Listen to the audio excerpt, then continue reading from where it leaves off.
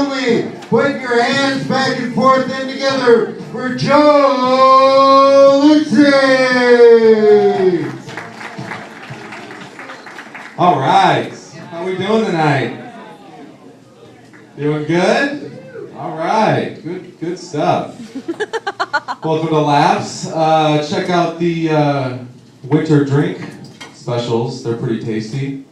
After you have a couple of those, the bathrooms are all the way to the back and to the left.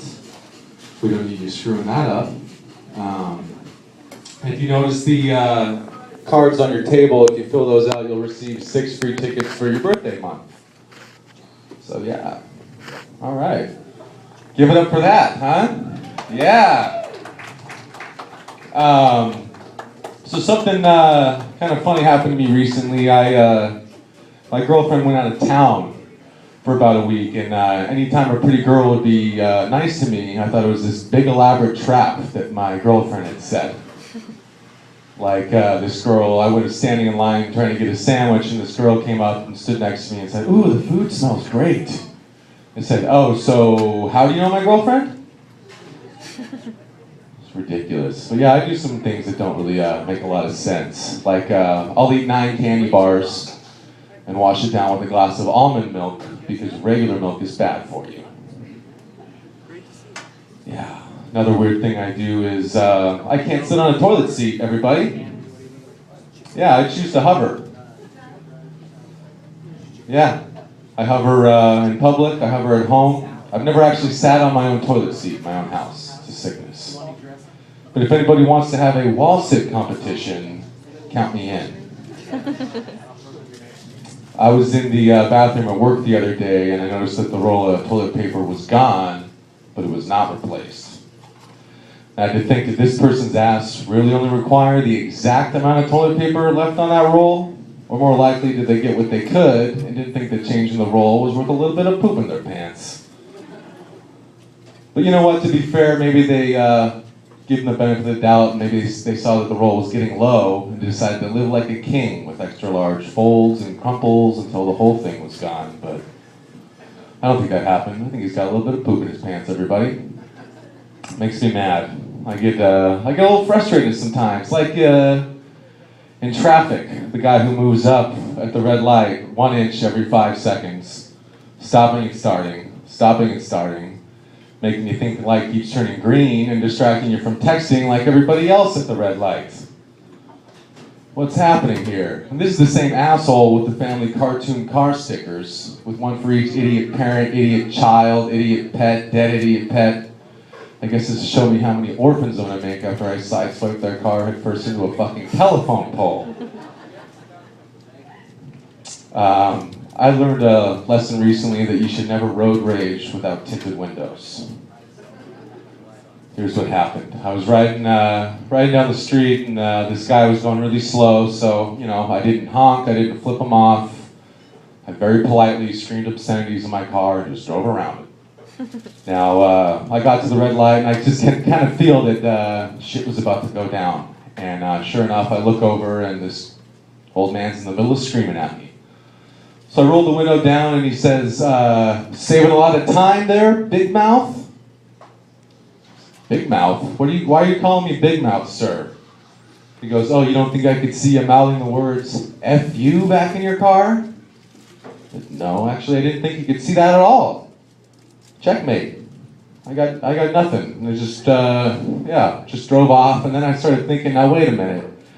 This guy is going around driving like shit on purpose, and then watching to see if people get mad at him, and then yelling at them. That's incredible. It's like I just met myself from the future. Then all of a sudden his truck sideswiped my car head first into a telephone pole. It's incredible. But yeah, so I got some anger problems. That's safe to say. And I choose to blame my parents. Because every time I talk to them on the phone, I have to exercise so much patience, I have none left for the rest of the world. For example, my dad, bless his heart, he's starting to forget doing things like having firewood delivered to my house as a present. Now, assuming he remembered ordering the wood, when it arrived, I texted him something cryptic like, "The eagle has landed." His response to that was, "Does that mean you're high on something, son?" "No, Dad, it's 7 o'clock in the morning. The wood was delivered." I said, "Oh, so you need to borrow money?" At that point, I just tried to talk to my mom to speed up the whole communication process. But that doesn't work, because all she ever wants to talk about is how I'm ever going to find a wife with those shoes that I wear, or the car that I drive, or am I really going to find the one with that untrimmed neck hair? So at that point, I'll just try to get off the phone as quickly as possible, but every time I do, she has to say something disgusting. It's like, "Okay, Mom, love you, goodbye." She's like, "Oh, okay, son, well, keep a wrinkle in it." Disgusting.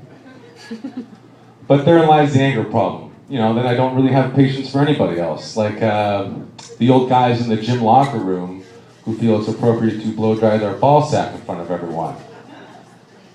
What is happening here? And they do it with so much pride. They put one leg up on the bench like there's some Viking sailing across the seas with their foot on the bow of the ship and the wind in their balls. Or some perverted version of Captain Morgan. "Oh, you got the captain in ya?" Well, if the captain is an image of your balls filling up with air haunting me for the rest of the day, then yes, I have the captain in me. But I don't really blame my anger problems on my parents. That's bullshit. I was actually adopted by two of the greatest people in the whole world. Did deserve them. I was just kind of a weird, shitty little kid. I did weird things. Like growing up, I decided that I didn't want to poop anymore. I was tired of it. Sitting on the toilet seat, wiping my butt, washing my hands, the whole thing, just forget about it. I actually thought that was an option, to just not poop anymore. Until about 72 hours later, when I was in the fetal position with the family doctor's finger up my butt. Yeah. Another strange thing, I had this obsession with my socks, that they had to be pulled up at all times. Otherwise I would freak out and start screaming, "My socks aren't obeying me!" Ridiculous. One night I tried to go into the bathroom with the lights off to brush my teeth, which what I thought was toothpaste turned out to be Preparation H instead.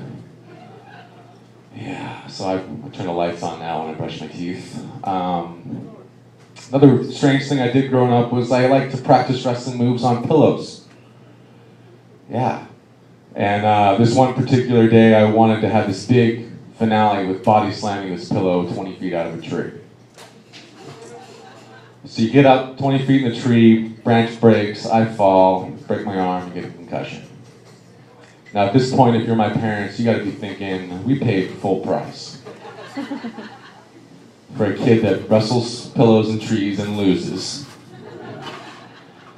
He screams at his socks all day. He brushes his teeth with hemorrhoid cream. And every 6 months we have to take him to the hospital because he decided to stop pooping again. Somebody got ripped off here.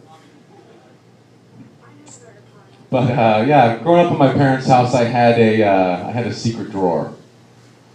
And in this secret drawer consisted of 3 different items. Being a bottle of booze, bag of weed, and a VHS tape of some of the most disgusting porn you've ever seen in your life.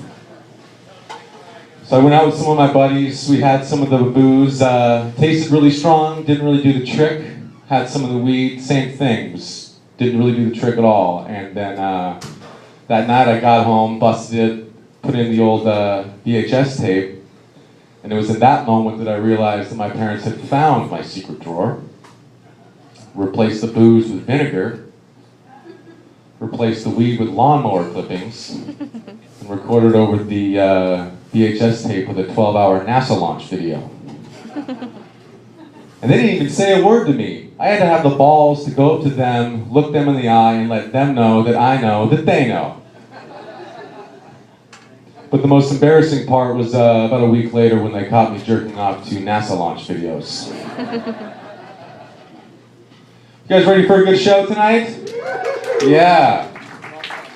So we got a special guest spot tonight. He's in the Seattle Comedy Competition. Give it up for Current Appio, everybody.